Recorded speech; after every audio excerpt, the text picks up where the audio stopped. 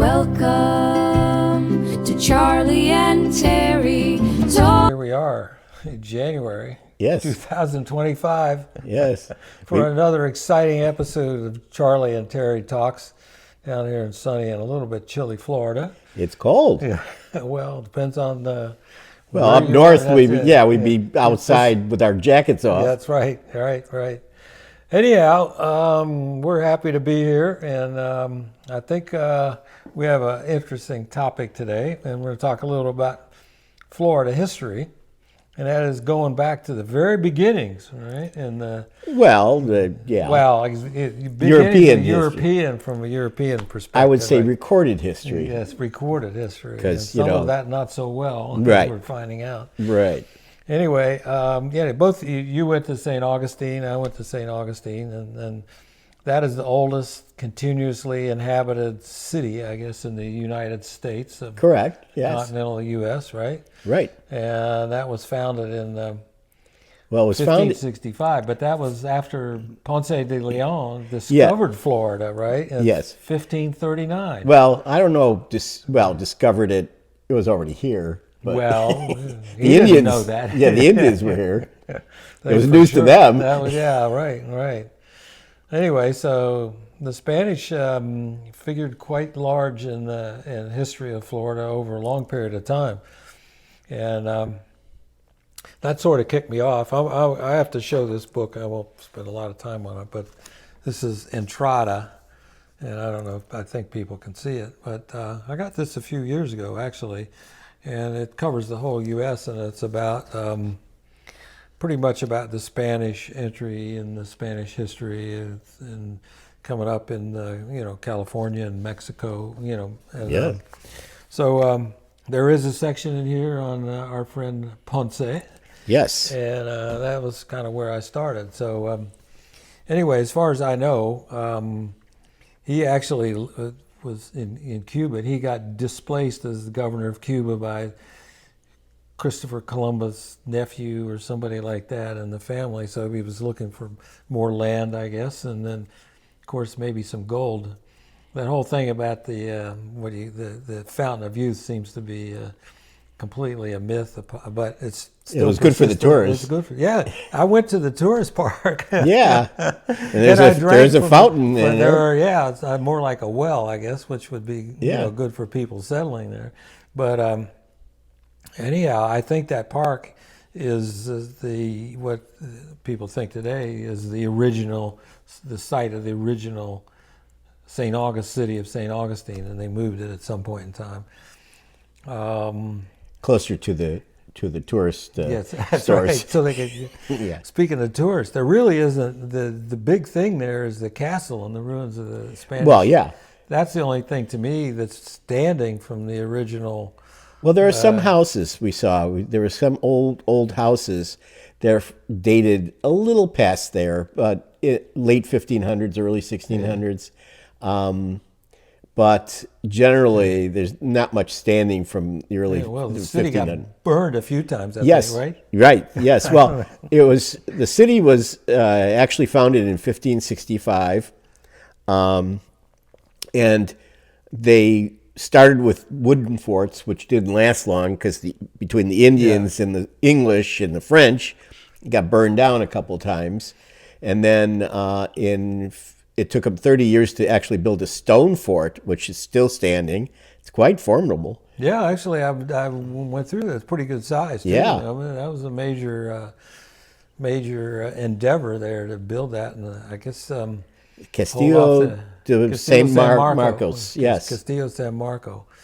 So I think, they've tried to resurrect, I guess, there was one street we went up and down where they had a lot of touristy things, right? St. George Street or George Street. George Street. Something like that, St. George Street. But it was an interesting trip. And I think the original landing site where there's the park there, which was started in 1904, I think, by Diamond Lil. Of course. I don't know too much about her, but apparently she was a character in town, and so it's probably worth a couple of days there to walk around. Yes. What I learned also, I knew there was a French settlement, but I didn't know exactly where it was, but it was called Fort Caroline. It was where Jacksonville now stands. Was it Caroline or Charlotte? No, Caroline. Caroline? It was Okay. Fort Caroline. It was in the Jacksonville area, and sometime after its founding, the Spanish raided Fort Caroline, burned it to the ground, and basically told the inhabitants, who were French Huguenots, they were not Catholic, they were Protestant, and if they said that if they did convert to Catholicism, they would be killed. And there's actually a French Huguenot cemetery in St. Augustine where those people are buried that didn't convert. Oh, the power of religion, I guess. Yeah, I guess the the 30 Years' War, was that what was going on at that time? What was the, in the early 1600s? It was about 1630 in Okay, 1630s. So it was about was a little later than that. Yeah. So and then Francis Drake actually burned the city down in the early 1600s, and but the people went into the fort, which was they substantial. they couldn't scale or anything, and so the city actually was rebuilt, and the populace resettled. Well, moving right along, that brings up the English, right? And the English Yes. and the Spanish had a lot of contention in Florida. Yes, they did. Sort of in the middle of it all, and I don't remember you're more up to date on things, but Florida was turned over to the English. Well, there was in 1731 a English smuggler, pirate, privateer, whichever you would like to call him, adventurer, ran afoul of the Spanish. They boarded his ship and allegedly cut off his ear because he was smuggling. And so he went back to England and raised a fuss with his ear in But it his... took him it was like 7 years. 7 later. years. Well, it was a long time, yeah. So by the time Parliament got roused, and they didn't like the Spanish anyway, and they always wanted to try. They were looking for just some excuse. Yes, and that was the excuse. Him and his bloody ear, and he used to keep it out in a little leather pouch and take it out to. I wonder what happened to that. I think it was probably exhibited somewhere. And well, anyway, that's right. Yeah. So Parliament decided, we're going to go to war with Spain, and I hope he didn't try and make a silk purse out of his ear, right? right. Well, yeah. Well, I don't know. Anyway, that's a stupid so joke. there was a couple of wars there, and in 1763, which was the end of this, what we call French and Indian War, French and right? Indian Yeah. War, and also, and Spain and France were allies at that time because the Bourbon monarchy actually expanded to Spain, so they were allies. So as a they result, lost, basically. and they lost to the English, and actually the Spanish were more interested in keeping Cuba than in Florida, so they basically traded Florida for Cuba, and Well, they had Cuba anyway. They just, I guess the British decided they could keep Cuba. Right? yeah, you can keep Cuba, and we'll Something take like that. Florida, and undisclosed amount of cash and a future draft choice, Okay. and an island to be named later. Right. So we're up to 1763, and then the American Revolution happens, and France is allied with the colonies, American colonies. Spain is still allied with France. So, and I think also the Netherlands were allied. So everybody was against England. And as we know, we won. Yeah. Because otherwise we'd be drinking a lot more tea. And so the Second Treaty of Paris in 1783 granted Spain back Florida. So this was the second Spanish control, or whatever you want to call it. In the meantime, the poor Indians, we don't call them Indians anymore. I guess they're the Native Americans. Native Americans, because they didn't know they were Indians. And they really suffered, and we got to get DeSoto in there too, because DeSoto was he came in like 1530. 39, I think. In the 1530s, and he explored actually the west coast of Florida more than the east coast, and he ran afoul of the Indians as they did. Well, he was here 4 years. Yeah. Well, his expedition was here 4 years, and he came. I don't know. He had a bunch of ships and 600 men and a couple hundred horses, and he was looking for gold. Yeah. And that's a lesson in I guess the difference between persistence and obstinacy or And something folly. Like that. Yeah. Well, there's Folly. no gold in Florida Definitely. except when the tourists came with the gold teeth, but there's no gold in Florida. Yeah, and he died out somewhere, I don't know, on the Mississippi River, and but he made it to North Carolina, and Georgia, and Alabama. Yeah, he explored out quite to a bit Arkansas. quite a bit of America, Southern And, America. Some of the accounts, I guess, were pretty instrumental in giving people an idea of where things really were. I mean, what the continent was like at the time. But he was a pretty brutal guy, and I guess all the Native Americans suffered as collateral damage, if not from slavery, certainly from disease and like smallpox. Smallpox was a big killer of the Indians. They had no resistance to it whatsoever. Yeah. So anyway, moving right along. I mean, so the thing about DeSoto is we have the DeSoto Memorial right here in Bradenton, and there's Fort DeSoto up near Tampa. There used to be a car called the DeSoto. Yes. Years ago. You probably all don't remember that. Well, no, now that you bring it up, I do. I do remember that. That was a Chrysler Corporation car, as I recall. Yeah, I believe so. Yes. Yeah. Anyway, so now the Spanish have Florida back in 1783, right? Right. And they didn't keep it that long, I don't think. But there was a lot of English incursion and settlement. The English actually settled more of Florida than the Spanish did, and then there was conflicts.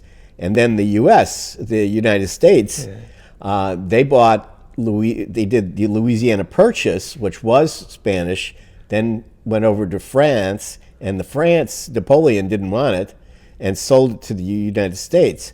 Now, some people in the United States always claimed that the Panhandle was part of the Louisiana Purchase. So they started incursion. United States citizens came into the Panhandle a lot, especially plantation owners, and they kept on incurring. And then the Indians, Native Americans, were giving trouble, along with some Spanish smugglers. And Andrew Jackson actually invaded Florida, unauthorized, but he did. And so Spain actually was induced to sell Florida cheap. Yeah, really cheap. Of course, Spain was pretty much they had been a really powerful empire, a couple hundred years earlier, but by this time they were really pretty weak. And this was like, what, 1819? 1819. Something like that, yeah. So. And the next year, Mexico declared their independence, I believe. So they lost quite a bit of their Spanish empire, their American empire. And so they sold, in 1819, they sold by treaty the rest of Florida. And then in 1845, Florida became a state. Okay, so that kind of brings us up to date.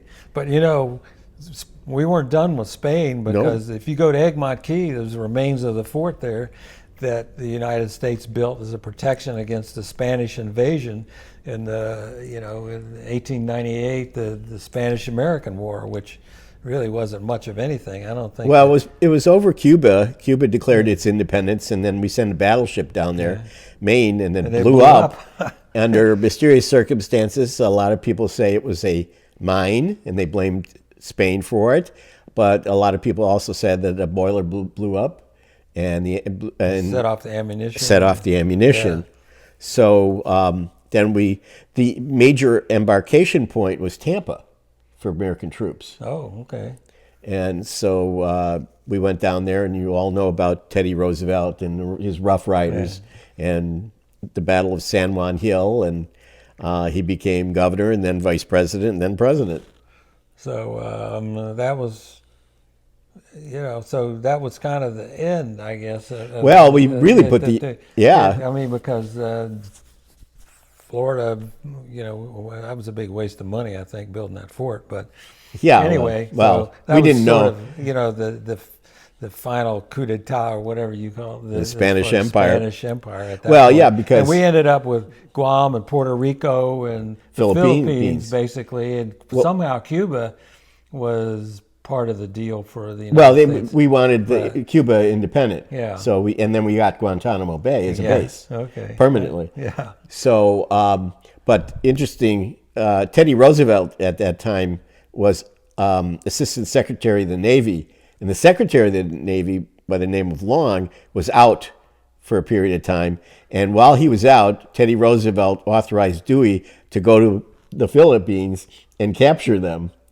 And while he was on the way, Dewey split off a couple of his ships to Guam. And they bombarded, sent a few warning shots over the fort there. And then about an hour later, 3 guys in a rowboat go out to the ship and apologize to the Americans for not returning their salute. And then they were informed that Spain and America were at war, and Guam was now part of the United States. So funny twists and turns to history has history. And, yes. And, in our everyday lives, we just kind of go about our business, and we're not really aware of what transpired or how we got to where we are, and I guess it could have been different. But nonetheless, it's interesting. I think we're probably exhausted our audience here, and the time. We should. You got anything to add here? Well, yeah. We since we have a podcast, we don't have a sponsor yet, so we made up our own. It's called. We did. I'm not telling people we made it up. I think we should. Oh, okay. Well, we are now sponsored by Faux Products International, and their motto is, "If it isn't faux, it may be real." So. All right. Well, we'll have to work on that one a little bit. Keep in mind. We'll from periodically we'll show you products. That's right. Faux products. Faux products, and these are faux. Okay. And that's not made with noodles. Right. So I think we're not going to make our Lighty Award, but I just want everybody to know that. Just to remind you that we do have this. We will come up with a good candidate. Maybe even in our next little video. So I'm still holding out for Captain Robert Jenkins. Robert Jenkins, and he's too obscure, I think. Well, I think that's the type of people we want. Yeah, that's true. I think we want to just bring a little bit of notoriety to those deserving folks who have been passed over in the history books. That's right. He's a little footnote in history, and or an ear note maybe. Yeah. All right. On that, let's say adios, right? And we shall see you in the next visit.